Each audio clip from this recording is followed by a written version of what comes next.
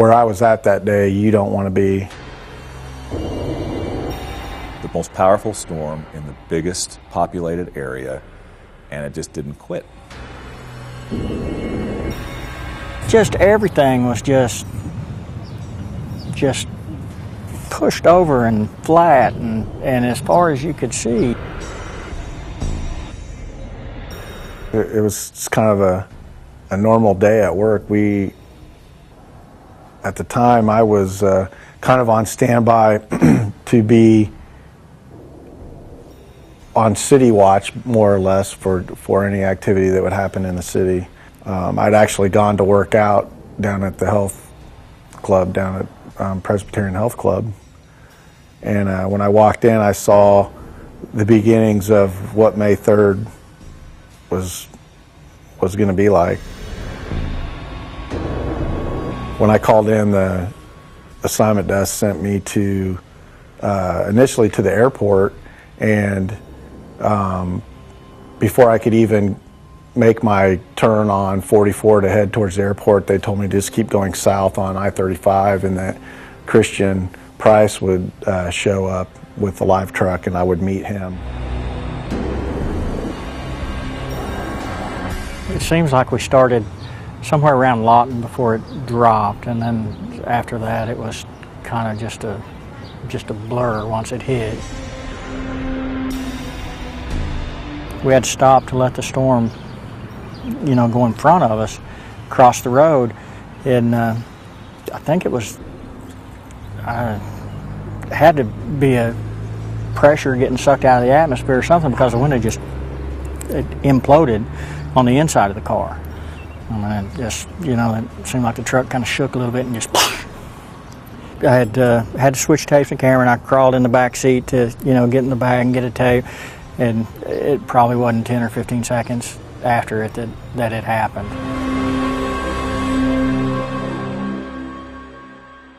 It crossed I-35 easily within 3/4 of a mile of us. You could see the inflow, and then of course all the power flashes. And then as it came closer, you could hear the town's tornado warning sirens going off. And then we could actually see debris and power flashes and just everything going up. I mean, it was crazy. And then at that point, I'm going, it's going to do one of three things. It's going to go right of me, left of me, or straight at me. And we just held ground. I mean, it just didn't think it would end. I mean, it just, it hardly ever. I'd seen a bunch of tornadoes and been close to several, before then. But, I mean, this one you just knew was a monster. And it just kept on and kept on. And then it seems like normally we would see one on the ground, and it wouldn't be on the ground for very long before it would, go back up. And I mean, this one just for miles and miles and miles. I do remember stuff flying around. We had to stop several times, because and stuff just flying through the air. I mean, and my big worry, I wasn't scared about getting sucked up in the tornado, but I was, we didn't have a back window, and I was afraid of, something flying through and hitting the head with a stick or a brick or a rock or something like that. I mean, that was my big concern about the day. I mean, that was probably one of the only times I was, a little bit afraid of, what we were out doing. To that point, at working at Channel 4, I had been a storm tracker for approximately 7 years, and the longest tornado I had ever seen on the ground was about 6 seconds. It was there and it was gone. Out of all the times that we were out tracking storms, and then I saw the biggest one ever recorded that day. I was probably within a half a mile of it when it happened. In recent memory, I mean, you having grown up in this state and having been in the news business, you could not look at it and say there was anything bigger. I mean, this thing started 70-something miles away and kept going, you know, past the turnpike up to Tulsa on the ground. It was unheard of. I mean, nobody had ever heard of anything like this. It was like science fiction.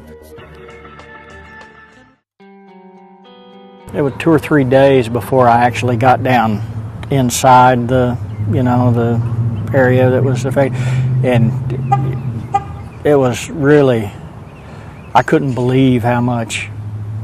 I mean, until you actually saw it in person. I mean, anything you saw on television wasn't. I mean, it didn't come close. I mean, it was insane.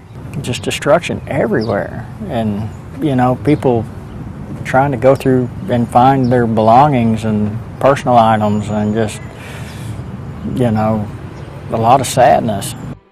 What I specifically remember was coming over the hill at about I-40 and Sooner Road, Southeast 15th, somewhere in there, and the entire highway was blocked by cars from a used car lot that had been on the south side. The storm had roared through there, and it looked like some gigantic kid had come along and just taken his arm and went whoosh, and just took those cars and blew them all the way across I-40. They were crumpled up, tossed on top of each other. So we couldn't go any further than that because the highway was blocked. We continued to work there on I-40, and I looked further to the north.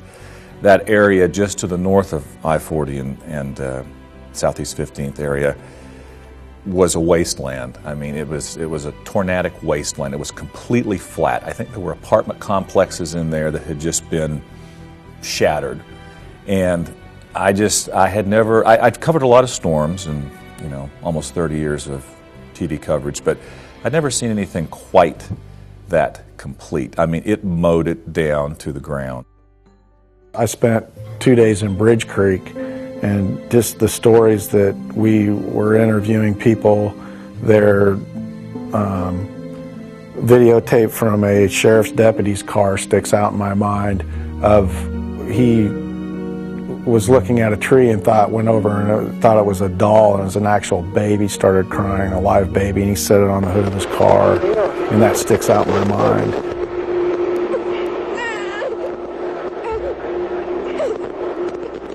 The destruction, it was unbelievable. I mean, and I'd been seeing it on TV. I'd been seeing other people's tapes that had been down in there, but it was nothing like what you saw. I mean, just the scope and the scale of it was so massive.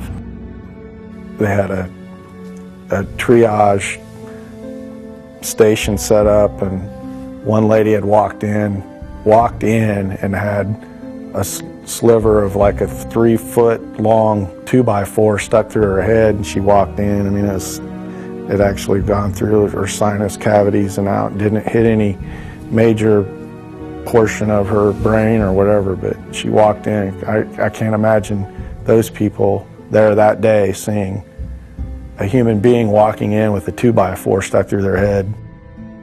Did some subsequent follow-up stories through the years on anniversaries, and the lady that we spoke with, she and I believe her daughter and mother were in a bathtub in an apartment complex in South Oklahoma City that took a direct hit. And what I remember her saying was she heard the storm not once but twice. When the first edge of the storm came over, and then it was briefly quiet for just a second, and then the back trailing end of it came over. So she actually heard it twice, which it's like a mini hurricane. You know, it's got the eye in the middle and all that. And I never heard anybody quite describe it like that. That there were two separate sounds with it. One of those piles of rubble, I remember, had an American flag flying over it.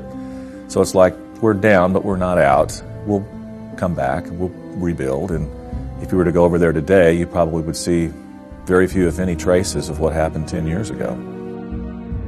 At a concert after the May 3rd tornado, Sammy Hagar concert, and I was standing kind of out by myself, away from the crowd in the stands, and just kind of taking it in, just kind of trying to relax and clear my mind of everything, and guy walked up to me and he said, you're that guy. And I said, excuse me? And he goes, you're that guy that was on I-35. He goes, I just want to thank you. He goes, we were at Tinker Air Force Base, and he goes, we were watching Channel 4. He says, you're the guy that saved a lot of lives.